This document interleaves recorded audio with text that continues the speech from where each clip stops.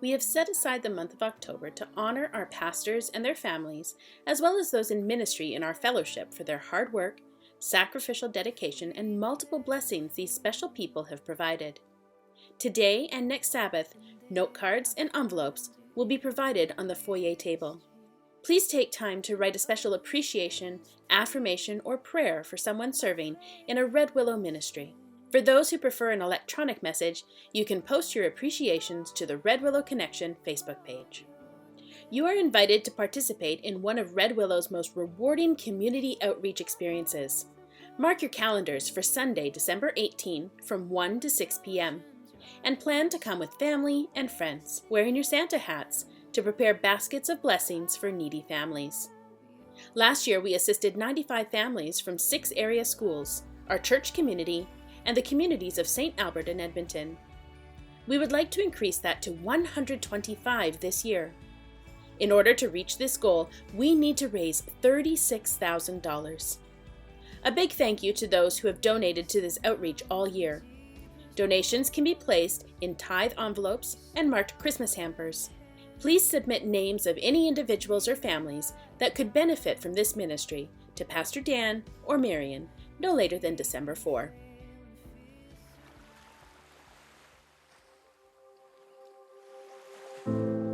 It's time again to bring our blessing, to bring a blessing to our God. What mercy He has shown, causing us to be born again, born into a living hope, because our Christ is raised, born into a family, born into a future.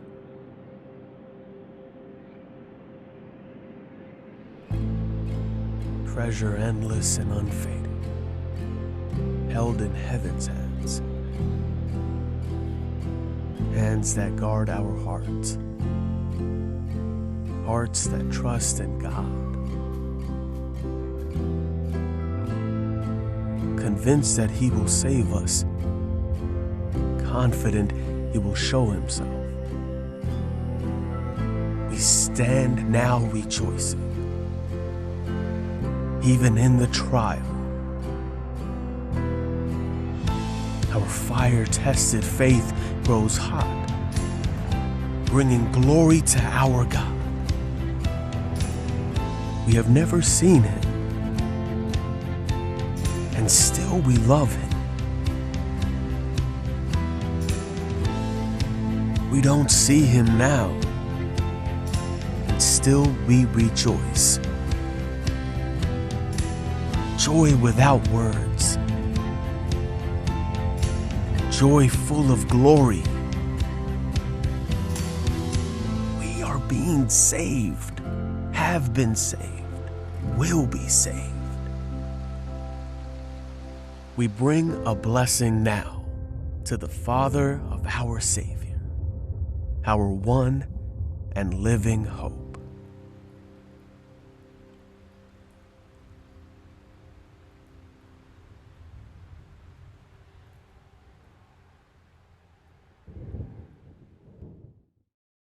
Peter chapter 1 today, so if you guys want to turn there right now, I'm going to read you a short clip, but it says this in verse 8. It says, "You love Him even though you've never seen Him.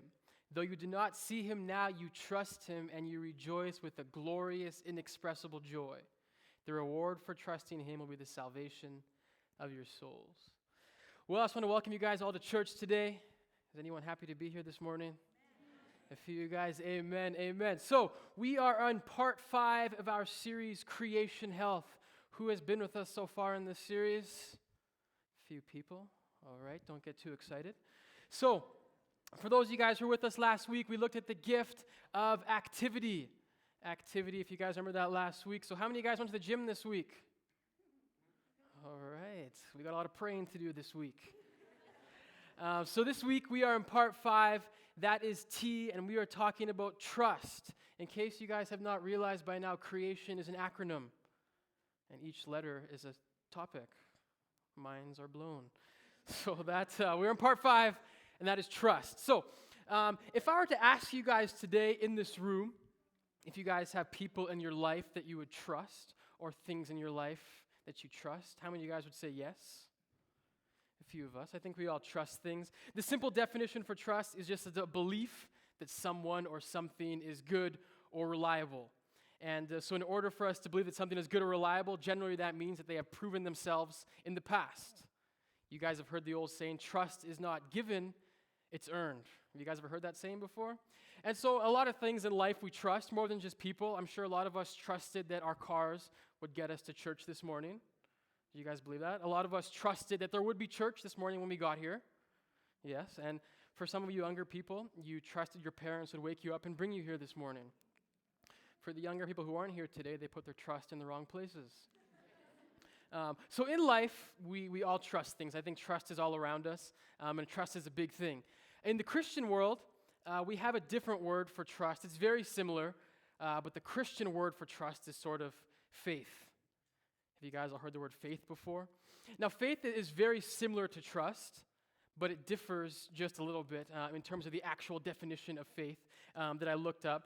And faith was this, the difference between faith and trust. Faith was a belief that someone or something was good, but it was a belief that was not necessarily based on proof.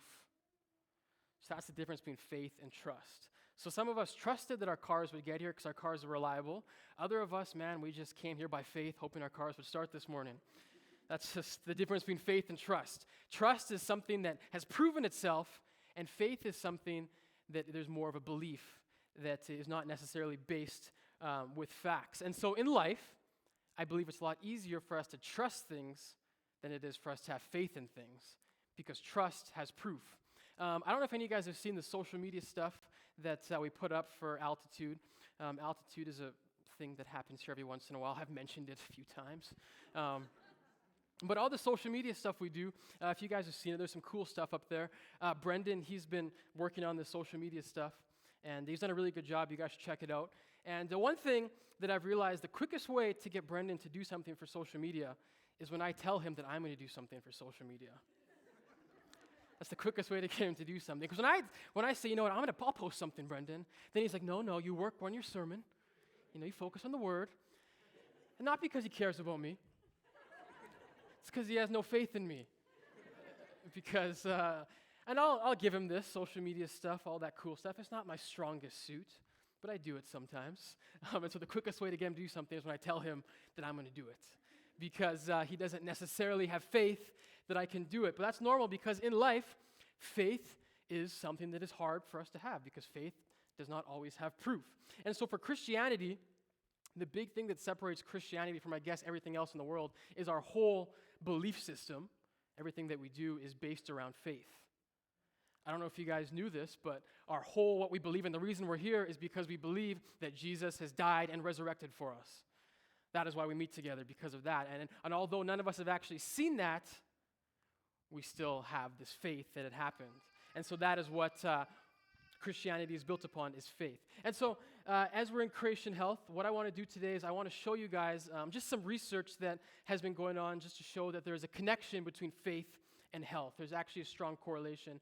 And over the last 25 years, there's actually been a lot of research that has been done just to show the exact correlation that faith and health had for each other. And there was an article that was written in USA Today a little while ago, and essentially the overarching idea was that faith makes a positive difference in our physical, our mental, and our emotional health. And so right now, I'm going to give you guys a few facts, just how faith can actually help us in our lives physically. So universities, national public health institutions, privately funded health organizations, they're all coming to similar conclusions that a strong faith will actually improve your life, not just spiritually, but physically as well. There was a study done in California, and it followed the lives of 7,000 California people. And what it revealed out of those 7,000 people, it was out of those who participated in church-sponsored activities, church, worship, all these things, they were markedly less stressed over finances, health, and other concerns, as opposed to people who did not attend church and the non-spiritual types. Furthermore, there was a study done at Duke University. For those who attended regular religious services, those who prayed, those who did Bible study regularly, they actually showed that they had a lower blood pressure than those who did not pray or study the Bible. Blood pressure is not something I necessarily worry about, but for some of you guys, getting up there in age, you got to start worrying about these things. Or if you eat unhealthy, but we're way past that. That was like week 1. But another research is done. Last one. I won't bore you guys with more stats. I can see you guys are falling asleep. Last one. 2,000 adults were studied, and the indication was this. Of those who attended religious services, they had a lower mortality rate than those who didn't attend religious services. So essentially, the evidence that was found was those who participated in some sort of faith-based programs, their health improved significantly. And the evidence is mounting. There was more than that. I just kind of gave you guys a little bit of what there was. Clearly, that was the right choice, since you guys appear to be falling asleep. But it's okay. The fact of the matter is, faith and health correlate to each other. And so the question that I want to ask today is this. If faith and health correlates, does that mean that all that matters in life is for me to have faith and I will suddenly begin to be healed of all my sickness if I have faith? That is not what I'm saying. Am I saying that if I just pray and I go to church, there will not be bad things that happen in my life? That is not what I'm saying either. And so the question remains is this then, because a lot of us are sitting here right now and we're saying to ourselves, I go to church, I pray, I do Bible studies, all these things, yet I still have bad things in my life. I'm still stressed. I still have worries. And so the question that I want to ask today is this. How come faith seems to work so well for some people, yet for others, it doesn't seem to work out as well? And so furthermore, what I want to do today, I want to look at this big question. What is faith? Because faith is a word that is thrown around, and I've given you guys the dictionary definition of faith. But what I want to do today is I want to look at what faith looks like in the practical sense, in real life. Because a lot of times it's easier said than done to have faith in our lives. So what I want to do today is I want to look at what Peter has to say about faith. For those of you guys who don't know about Peter, Peter is one of my favorite characters in the Bible. Because Peter is a lot like us. Peter messes up. Peter lies. Peter is sheepish. Peter does all these things, and he messes up constantly over and over again. He speaks when he shouldn't speak. He's kind of like me in that matter sometimes. And yet, despite all these things, Jesus says to Peter, I will build my church upon you.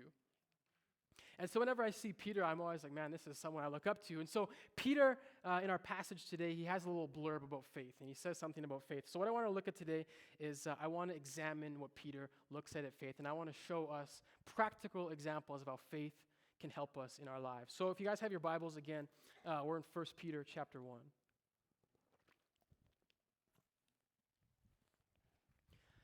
1 Peter chapter 1 verse 3 says this, all praise to God the Father, our Lord Jesus Christ. It is by his great mercy that we have been born again, because God raised Jesus Christ from the dead.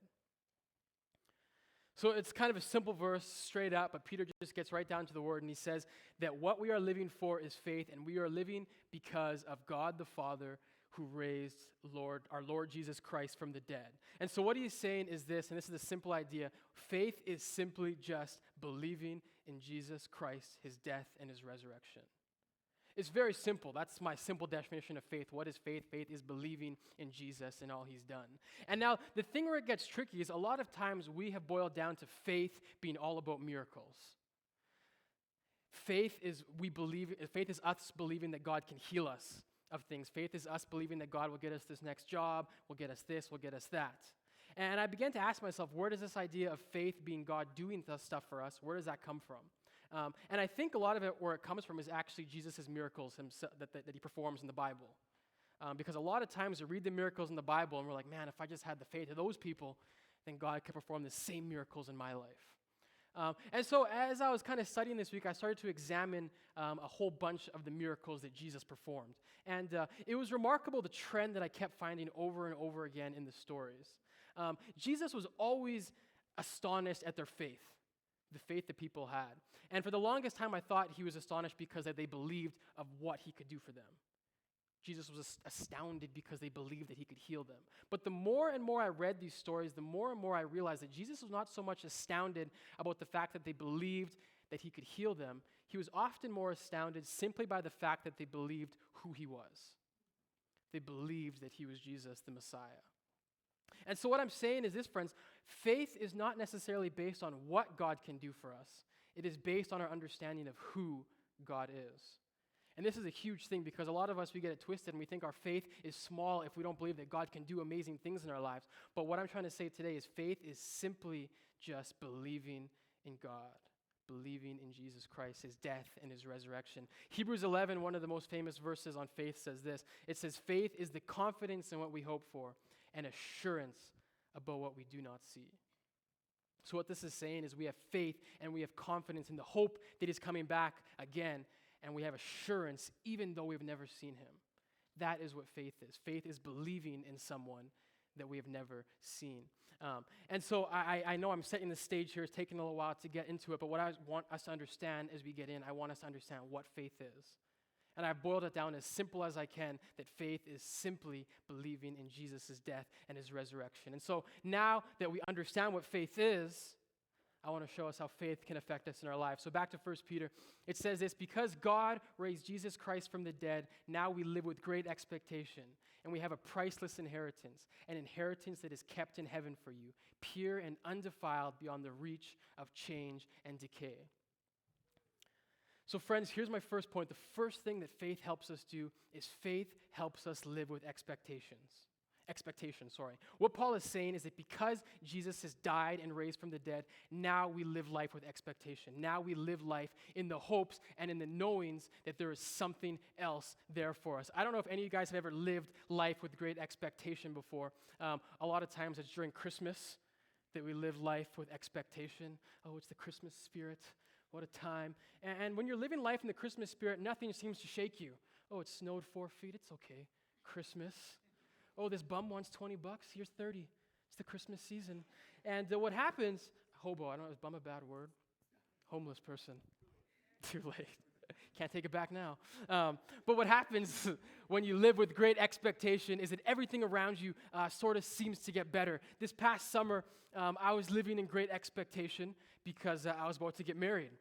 And what a time that was because I was so excited to get married. And as you guys know, I was up here a lot telling you guys that I was going to get married. My brother and sister would always be like, stop telling the church you're getting married. They don't care. They were painfully single. That's why they were saying that. But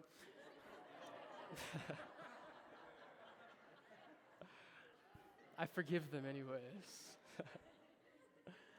But the fact of the matter was, I was excited for my wedding, so naturally, I was living my life with this expectation that something great was going to happen, and during that time, everything else was better because no matter what, I was getting married, so life was good. I'll tell you guys a story. The day before our wedding, we have the wedding rehearsal, naturally, the part where you practice the wedding, and so it happened after the wedding rehearsal as we were driving home. Our wedding was out towards Toefield, and so there's a stretch on the drive home where it's single-lane highway, traffic going back and forth. And so it was after the wedding, we're talking, we're having a good time. It's me, Christy, and my 2 friends in the back seat.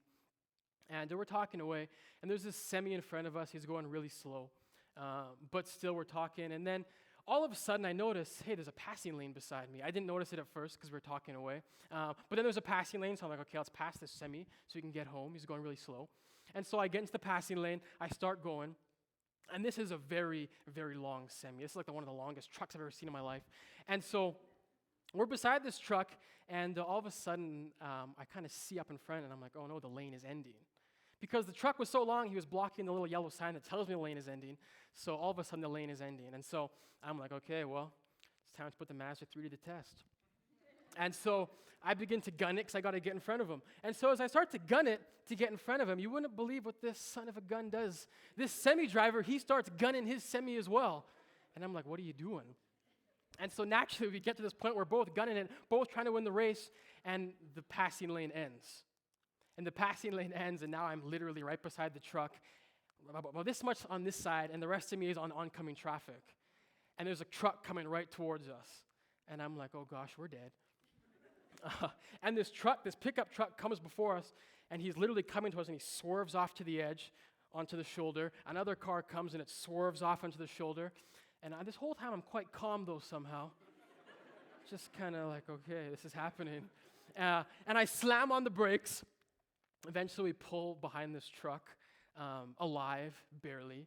Because I don't know if I painted the picture, but these oncoming trucks literally almost killed us. But we were alive. We were eventually able to pass this truck. And I'll tell you what, my friend in the back seat, He stuck his hand out the window and gave that truck driver the longest bird I've ever witnessed in my life. I'm not condoning his actions, just telling you guys a story. But he did that because that truck driver almost killed us. But here's the point. You would think after that we'd be really shooken up. Like, oh man, like we almost died. But about 2 minutes later, I was back in Blissland again. I was like, I'm getting married tomorrow. What a time. That's whatever. Kill me. You can't kill me. But the point was, because of this great expectation, I was living life in anticipation where nothing could really bring me down. And so what I'm saying, friends, is this. When we understand what salvation really means, when we understand that we have heaven waiting for us, we will begin to live life with expectation. Because what that means is all this stuff around us just becomes better because there's even something better to look forward to. And that is when we can go home to heaven, we can begin to live life with great expectation because, man, I'm going home soon. And I'm telling you, there we go, Paula. Paula's excited to go home. She tells me all the time. And she lives life with great expectation as a result. And for a lot of us here in life, I'm telling you, your lives will begin to improve when we can start to live life with expectation, that there's something great happening. And I think the biggest problem in life often is we think that if we live life with expectation, if we live life looking forward to heaven, that means that we're going to miss what's happening here and now. But that's not what I'm saying. I'm not telling us to disregard here and now. What I'm trying to say is that if we live life with expectation, the here and now becomes even better. Becomes even more exciting because there's something to look forward to. And so my first point, friends, is faith helps us live with expectation. We're back in 1 Peter. Verse 6, it says, "So be truly glad, because there is wonderful joy ahead." He says, even though you must endure many trials for a little while, these trials will show that your faith is genuine. So he says, be glad, have joy, because there's good times ahead. But he says, but in the meantime, you must endure many trials. I think one of the biggest hindrance is to our faith is the trials that we face in our lives. Because it's one thing to live with expectation, to be excited, but then when bad things happen in our life, that's a whole other story. And for a lot of us, the biggest trials we have in life is when things don't go well. When people lose jobs, when we lose jobs, when we lose family members, when we're sick. All of these things, these trials, they begin to challenge our faith. And often in life, doubt is simply just a result of things not working out how we expect them to work out.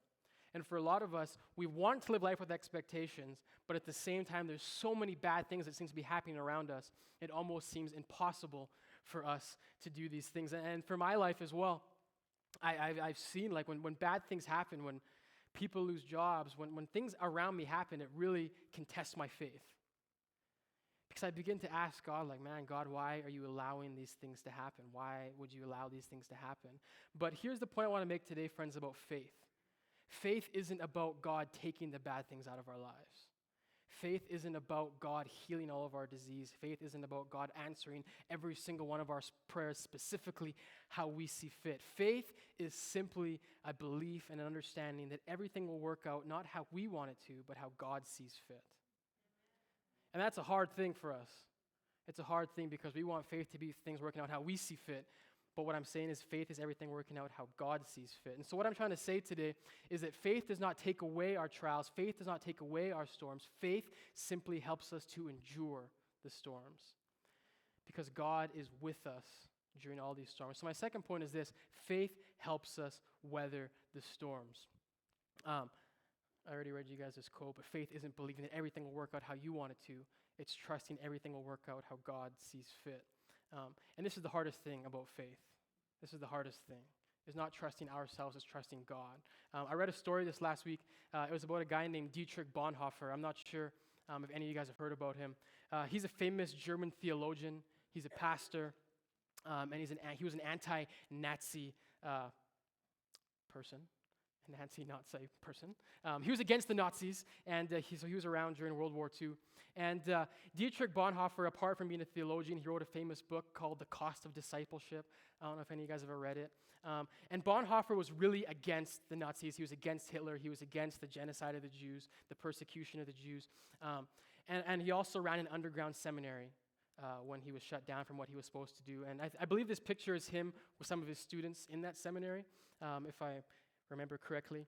And so Bonhoeffer, because of all the things that he did and what his beliefs were, and following God, he was actually thrown into prison by the secret police. And he was thrown in prison for a year and a half. And during that year and a half in prison, what he did was he was able to get contact with the outside world, and he actually became a part of the plot to kill Hitler. And he has a fascinating story. If you guys want to read it this week, I recommend Googling him, Wikipediaing him, because he's got some cool stuff in his life. And so what happened is Bonhoeffer, because of his resistance to the Nazis, he ends up in jail. And while he's in jail, he starts this plan to assassinate Hitler. I don't know if he actually started it, but he's more a part of it. And what happens is they eventually found out that he was a part of this plot to kill Hitler. And because he was a part of that plot, Hitler eventually found out, and he was taken to a concentration camp and sentenced to death. His trial wasn't a fair trial. If you guys know anything about Nazi Germany, they weren't often fair trials. And so he was sentenced to death. And it was really interesting as I was reading what he was saying. As he was in this concentration camp, as all these things were going wrong with his life, and he was there as a result of following God. So he thought, if I was Bonhoeffer, I began to think, man, like, what would I be thinking during these times? What would I be thinking as I'm in jail, as I'm getting ready to be persecuted? But it was really interesting what he read, and this is what he said in his memoir. He could hear the bombings all around him. The Allied were coming forward, and he knew he was sentenced to death, and what he said in his memoir was this. He said, all that time, I sensed the presence of God. He said, despite all these things that were happening, I had this overwhelming sense that God was there with me. And as I was reading it, I was like, man, that's crazy that he felt this way. Because so often in life, when things don't go our way, we feel the opposite. When things don't work out, we feel like God is far, God is distant. But what Bonhoeffer was saying was during these hard times, God felt closer than ever. And it was really, really crazy. I'm going to read you guys a longer quote here because I think it's really powerful. So the day of Bonhoeffer's execution, one of his students commented, they watched it, and this is what he said. He said, I saw Pastor Bonhoeffer kneeling on the floor, praying fervently to God. I was most deeply moved by the way this lovable man prayed, so devout and so certain that God heard his prayer. At the place of execution, he again said a short prayer and then climbed a few steps to the gallows, brave and composed. His death ensued after a few seconds. In the almost 50 years I worked as a doctor, I have hardly ever seen a man die so entirely submissive to the will of God. And as I read that, I was blown away. Because I don't know about you guys, but I feel like I probably would be in a different state of mind if I was about to be executed. But what he was saying is during all these times, he didn't trust that God was going to work things out how he wanted them to work out. He trusted that God was going to work things out how he saw fit. And understand this, friends, I'm not saying that in our lives all of us are going to be executed, all of us are going to die, God's not going to answer any of our prayers. I'm not saying any of that. What I'm saying is faith is there to help us endure the trials because we can endure it because we understand that faith isn't about everything working out how we see fit. It's about things working out how God sees fit. And this is what he says to 1 Peter. He says, these trials will show that your faith is genuine. It's being tested as fire tests and purified gold. Though your faith is far more precious than mere gold, so when your faith remains strong through many trials, it will bring you much praise and glory and honor on the day when Jesus Christ is revealed to the whole world. So what this is saying is how we deal with our trials, how we deal with the hard times will reveal who Jesus is to the whole world. And for Bonhoeffer's story, his influence didn't just stop in that jail cell. It didn't just stop with the person who watched him. Bonhoeffer was actually a huge influence for Martin Luther King Jr. During the civil rights movement in the United States. He was an influence during apartheid in South Africa. And just what he did, his faithfulness to God, he was able to bless other people in generations as time went on because of his faithfulness. And so, friends, what I'm saying in our lives, we're not all going to be Christian martyrs, but the fact of the matter is if we can have faith that God is with us through our trials, we will begin to see God in our lives and we will begin to live our life differently. All these stats that I shared before at the beginning about Christians being healthier, about them living longer, lower blood pressure, I don't believe that these stats are saying that God blesses these people more. I don't believe that's what these stats are saying. I believe what these are saying is that when we have faith that God is going to work things out how he sees fit, that takes so much worry out of our lives. And that's what I think these stats are showing these people. Why have high blood pressure? Because I know that God's going to take care of it, right? Why? And there was a cool stat, too, that I read as well. And it was saying that people who had faith, they actually spent on average of 2 weeks less in the hospital as opposed to those who didn't have faith. And again, I don't believe it's because God healed these people faster. I believe it's just because when your mindset is a mindset of God is going to take care of this, we can begin to see that our bodies will literally change for ourselves. And so in life, guys, the storms in our lives, God is not here to take them away necessarily, but God will always be with us during the storms. And so that's my second point, friends, that God is there to help us weather the storms. Faith will help us weather the storms. Here's my last point. 1 Peter chapter 1 says this, verse 8, you love him even though you have never seen him. Though you do not see him now, you trust him and you rejoice with a glorious, inexpressible joy. The reward for trusting him will be the salvation of your souls. Friends, here's my last point. Faith brings us home. And it's the most important point because what Peter is saying here, he's saying the faith that we have, the belief that we have in this thing that we cannot see, this is the belief that will bring us home. This is the belief that is our salvation. Because the only way we can live with great expectation, the only way that we can realize that God is with us during the storm is if we realize at the end of the day, our faith is what will bring us home. Our faith is what will bring us to salvation. And it's interesting because in life, a lot of times, I've been asking people, are you saved? Are you saved? I'll ask you guys, are you guys saved? Yes. Amen. I've been asking a lot of people this question, are you saved? And it's been interesting, the responses that I've heard. Because the responses have varied from, I don't know, I sure hope so, to I think so. There have been yeses, of course. You guys all said yes. I don't know if it was peer pressure. But the fact of the matter is there were so many people who were questioning this idea, like, am I saved? Am I saved? I hope I'm saved. I don't know. I messed up last week, so I really hope so. But the fact of the matter is this, friends. We are saved. Did you guys know that? I'm about to bring you guys some good news right now if you didn't know that you're saved. Because this is what Peter is saying, and this is what Peter is saying. This is why he's saying we can live with great expectation. The word that he uses, inexpressible joy. Another synonym is overwhelming.